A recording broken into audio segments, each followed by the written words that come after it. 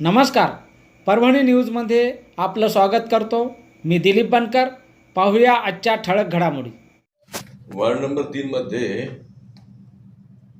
फक्त मारुतीची मूर्तीच उचलून नेली नाही त्यांनी, तर पंचशील ध्वज जो गौतम बुद्धाच्या उपदेशाचा प्रतीक आहे तो सुद्धा उचलून नेला.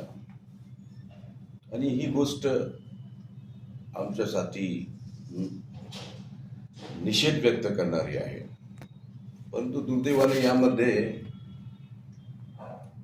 गैरसमजाने हिंदू मुस्लिम वातावरण निर्माण होत होतं. यामध्ये विनाकारण परभणीचे महापौर सय्यद इक्बाल यांचं नाव गोवल्या जात होतं. परंतु त्यांनी निसंदिग्धपणे खुलासा केला की यामध्ये माझा काही हात नाही व मला माहीत नव्हतं, आणि जे लोक याच्यामध्ये आहेत दोषी त्यांच्या विरुद्ध आम्ही कारवाई करू आणि त्यांच्यावर ॲक्शन घेऊ. त्यामुळे या प्रकरणी आता हा मुद्दा संपला पाहिजे असं मला वाटतं. आणि यामध्ये जर का दोषी असेल तर परभणीचे कमिशनर नितीन नार्वेकर हे आहेत.